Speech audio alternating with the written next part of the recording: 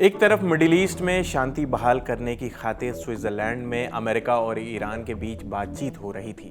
दूसरी तरफ अमेरिका के राष्ट्रपति डोनाल्ड ट्रंप की धमकियों का सिलसिला थम नहीं रहा। अब ट्रंप ने कहा है कि अगर ईरान हॉर्मुज स्ट्रेट को बंद करेगा तो पूरा देश ही नहीं बचेगा।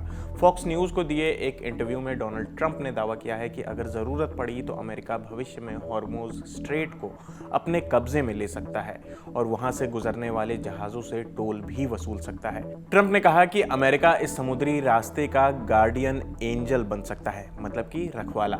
उन्होंने दावा किया कि अगर ऐसा होता है तो इस रास्ते से गुजरने वाले तेल का करीब 20% हिस्सा अमेरिका ले सकता है। ट्रंप का यह बयान उस धमकी के बाद आया जिसमें ईरान ने कहा था कि अगर इजराइल लेबनान में हमले जारी रखता है तो वो स्ट्रेट ऑफ हॉर्मुज बंद कर सकता है। ट्रंप ने फॉक्स न्यूज़ को बताया कि उन्होंने रात में ईरानी अधिकारियों से बात की, उन्हें साफ शब्दों में चेतावनी दी। ट्रंप ने कहा कि अगर तुम स्ट्रेट ऑफ हॉर्मुज बंद करोगे तो तुम्हारा देश ही नहीं बचेगा। उन्होंने ये भी दावा किया कि उन्होंने ईरानी अधिकारियों से कहा कि तुम अपने देश तक वापस भी नहीं पहुंच पाओगे। इसी बीच ईरान के राष्ट्रपति मसूद पेजेस्कियान ने भी एक बयान दिया। उन्होंने कहा कि ईरान यूरेनियम एनरिचमेंट का अपना अधिकार नहीं छोड़ेगा और दुनिया को इसे स्वीकार करना होगा। इसके जवाब में ट्रंप ने कहा कि ईरान के राष्ट्रपति को अपनी जुबान संभाल कर रखनी चाहिए। अगर उन्होंने ऐसा नहीं किया तो हम देश के बाकी हिस्सों पर भी कब्जा कर सकते हैं। ट्रंप ने यह भी कहा कि ईरान के साथ जो समझौता हुआ है वो कोई अंतिम समझौता नहीं है। फिलहाल ये सिर्फ सीज फायर को आगे बढ़ाने की व्यवस्था है। उन्होंने दावा किया कि अमेरिका के पास अभी भी कई विकल्प मौजूद हैं। ट्रंप के शब्दों में, मेरे पास 60 दिनों का विकल्प है और उसके बाद मैं जो चाहूंगा कर सकता हूं। इससे पहले भी 21 जून को अमेरिकी राष्ट्रपति डोनाल्ड ट्रंप ने social media platform truth social पर एक पोस्ट के जरिए ईरान को धमकी दी थी।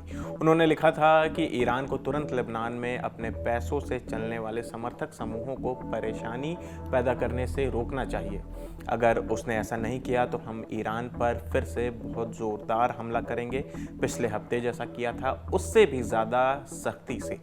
इस धमकी का नतीजा ये हुआ कि स्विट्जरलैंड में जो दोनों देशों के बीच बैठक हो रही थी वो रुक गई। वजह बनी लेबनान को लेकर दोनों देशों की अलग अलग राय और अमेरिकी राष्ट्रपति डोनाल्ड ट्रंप की धमकी। इसके बाद ईरानी डेलीगेशन कुछ देर के लिए बैठक छोड़कर बाहर निकल गया। हालांकि ईरान ने कहा कि बातचीत खत्म नहीं हुई है। इस बैठक में अमेरिका की तरफ से उपराष्ट्रपति जेडी वेंस मौजूद थे। वहीं ईरान की टीम की अगुवाई संसद अध्यक्ष मोहम्मद बाकिर कालिबाफ और विदेश मंत्री अब्बास अरागची कर रहे थे।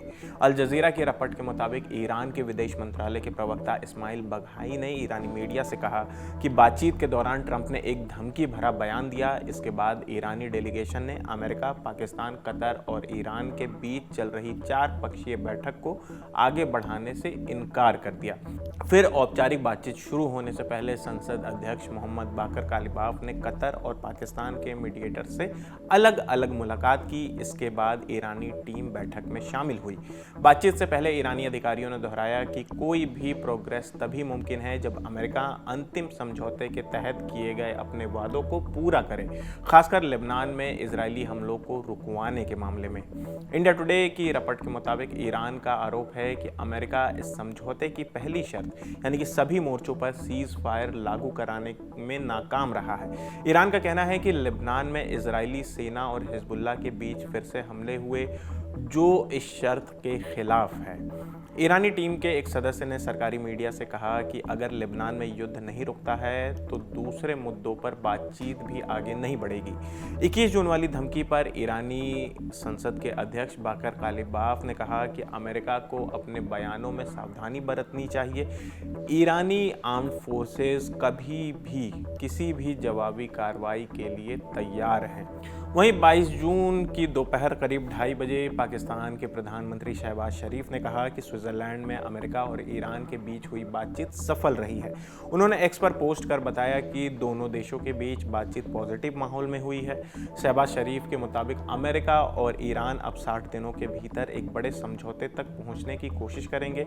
इसके लिए दोनों पक्षों ने एक प्लान पर सहमति जताई है। उन्होंने कहा कि बातचीत पर नज़र रखने और ज़रूरी फैसले लेने के लिए एक वरिष्ठ समिति भी बनाई जाएगी। साथ ही आने वाले दिनों में दोनों देशों के अधिकारियों के बीच और बातचीत होगी ताकि बाकी मुद्दों पर भी सहमति बन सके।